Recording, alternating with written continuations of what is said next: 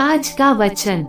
पहला पाठ थिस्सलुनीकियों के नाम संत पौलुस का दूसरा पत्र, अध्याय 3 पद संख्या 6 से 10, 16 से 18।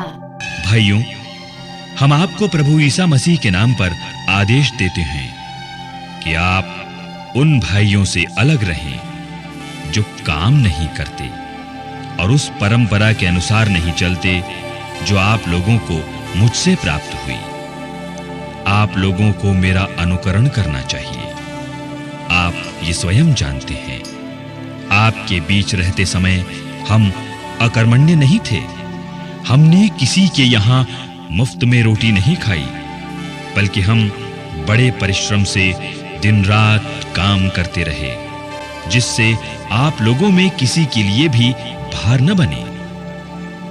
हमें इसका अधिकार नहीं था, ऐसी बात नहीं, बल्कि हम आपके सामने एक आदर्श रखना चाहते थे जिसका आप अनुकरण कर सकें। आपके बीच रहते समय हमने आपको ये नियम दिया, जो काम करना नहीं चाहता उसे भोजन नहीं दिया जाए। शांति का प्रभु स्वयं आप लोगों को हर समय और हर प्रकार शांति प्रदान करता रहे। प्रभु आप सबों के साथ हो। मैं पौलुस अपने हाथ से ये नमस्कार लिख देता हूं। ये मेरे सब पत्रों की पहचान है, ये मेरी लिखावट है।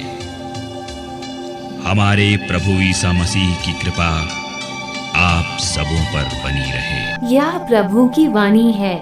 सुसमाचार संत मत्ती, अध्याय 23 पद संख्या 27 से 32। ढोंगी शास्त्रियों और फरीसियों, धिक्कार तुम लोगों को, तुम पुती हुई कब्रों के सदृश हो, जो बाहर से तो सुंदर दिख पड़ती हैं, किंतु भीतर से मुर्दों की हड्डियों और हर तरह की गंदगी से भरी हुई है। इसी तरह तुम भी बाहर से लोगों को धार्मिक दिख पड़ते हो, किंतु भीतर से तुम पाखंड और अधर्म से भरे हुए हो। ढोंगी शास्त्रियों और फरीसियों, धिक्कार तुम लोगों को, तुम नबियों के मकबरे बनवा कर और धर्मात्माओं के स्मारक संवार कर कहते हो, यदि हम अपने पुरखों के समय जीवित होते तो हम नबियों की हत्या करने में उनका साथ नहीं देते।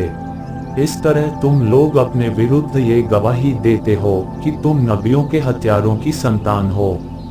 तो अपने पुरखों की कसर पूरी कर लो। यह प्रभु का पवित्र सुसमाचार है। आमीन। आज का चिंतन। हृदय हमारे आध्यात्मिकता का अहम हिस्सा है। इसे मनोभाव, इच्छा और बुद्धि का आसन माना जाता है। इसलिए बार बार सुसमाचार में हृदय की शुद्धता पर जोर दिया जाता है। हमारे सोच विचार, हमारी इच्छा ईश्वर के लिए बहुत महत्व रखता है। इसलिए हमें अपने मनोभाव, सोच विचार और इच्छाओं को ईश्वर की इच्छाओं के अनुसार संलग्न होना चाहिए।